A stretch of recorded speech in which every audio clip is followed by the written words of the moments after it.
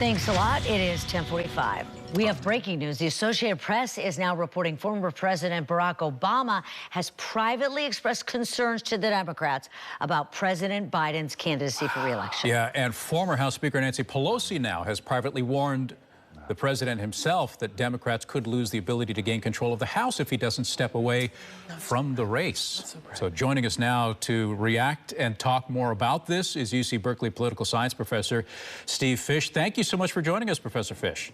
My pleasure, James. So is this unprecedented, or what do you think the odds are that there could be a change this late in the game? I think we're going to see a change now, Daria. When Pelosi and Obama speak out, then Biden listens. Look, he's not been willing to listen to, kind of random Congress people who have told him he needs to pull out. But when Nancy Pelosi, for whom he has the greatest respect, and Barack Obama, ditto on that, same thing, speak out, then he's really going to listen. And when they tell him that he's probably going to lose and he could cost the Democrats the House and the Senate, then I think there's a very good chance that he's going to step down. I'm looking at some of the reporting from CNN, particularly where they said once Pelosi confronted him in this private conversation with polling data showing that it's going to be a very uphill, almost impossible battle for the president, he apparently, according to these sources, pushed back and said, well, I've got data from other polls that show I'm still in this race. So he's, by all accounts, still determined to stay in this, and we are running out of time if a decision is going to be made, don't you think? That's right. And there are data on both sides. I saw some polls in the last couple of days that show him just a point or two behind President Trump. But the fact is he's been consistently behind former President Trump. And, in the swing states, things look especially grim. Ever since the debate, obviously his age has been a cardinal issue in this campaign. I think a lot of people are afraid that he's going to have more moments like that as the campaign goes on. He's still got another debate to go through if he stays in. What's he going to be like at the convention? I think Democrats are tired of just sitting around and kind of hoping that that he's not going to screw up again and holding our breath. I think what's more, a new candidate, whoever it is, Vice President Harris or another one of the leading Democrats, could really breathe life into the campaign. What's more, we have to remember, Biden is not as egoic as most politicians are. He's scrappy. He wants to fight for his right to run. But at the same time, it won't surprise me if he does what I think now is the right thing and pulls out.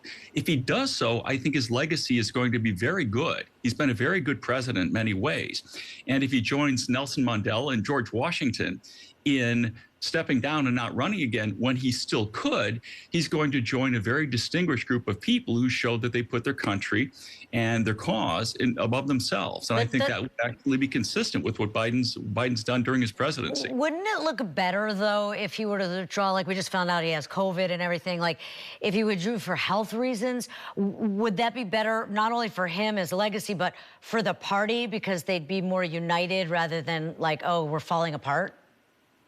Well, if it's honest, if he really is suffering badly from COVID and his health deteriorates, then yes. But I wouldn't just use it as a cover or as an excuse. I think it's very important to square with voters right now. And I do think there's time. It is a little bit late in the game. And I think it's important, though, for him to do this well before the convention. The sooner, the better. Well, you mentioned the convention. That is, next month. But before that, I guess the Democratic National Committee is moving forward with this virtual vote to nominate him. Apparently, they're going to start meetings on Friday with a vote, they say, not to take place before August 1. That's 2 weeks from today. They could virtually nominate him with a vote by delegates before we even get to the convention. So if anybody's going to change his mind, that's got to happen by this weekend. Well, he has the right to throw his delegates to throw the convention open if he wants, even at the convention. I don't think he'll do that. I think we're going to see him step aside before that. And at that point, then, of course, all these things change. And, party leaders are going to get busy trying to find another candidate. At this point, though, the Democrats really need leadership. Look, we've got titans in our party. We've got Barack Obama. We have Bill Clinton. We have Biden himself. Imagine a scenario in which they get together and call together the 10 or 15 people who are likely to be leaders in this and basically knock their heads together and say, hey, you guys, let's come up with a nominee. Let's come up with a ticket, a presidential and vice presidential nominee, and then we'll get behind it. Biden will get behind it. Then we could go into the convention with a nominee apparent.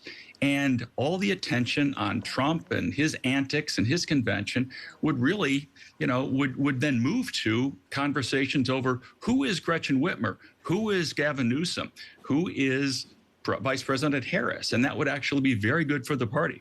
So if you look back, since you're a professor and you study this kind of thing, how well do parties do, and if this has ever happened, how many times? And, is there time for a switch? Is that good? Is that bad, historically speaking? Daria, we don't have much historical precedent for this. To change horses at this stage in the campaign, unless a candidate dies, and even then we don't have much historical precedent for this.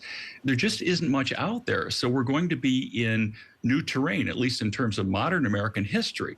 So it's now incumbent upon Democratic leaders to really show that this can happen and they can pull off a smooth transition. Of course, it's not going to be entirely smooth. It'll be messy, but that doesn't necessarily derail the party. There's going to be so much new energy in the party and so much new excitement about whoever the candidates for president are, that I really think that being a little bit messy isn't going to be a problem. The important thing is to get it over with and let the party begin.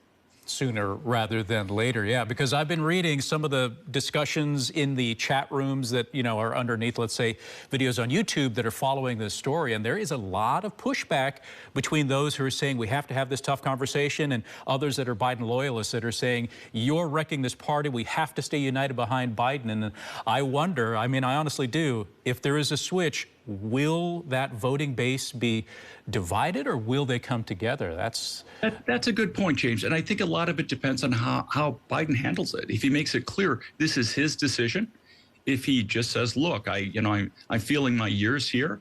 I know you've seen it, and I am now bowing out voluntarily. I think that I think even his loyalists will get behind whoever the new candidate is. And look, the party's going to unite no matter what against Donald Trump. And I think a very large portion of the country will as well. All right. Thanks a lot for that perspective. We'll see what happens. Thank you, Professor Fisher.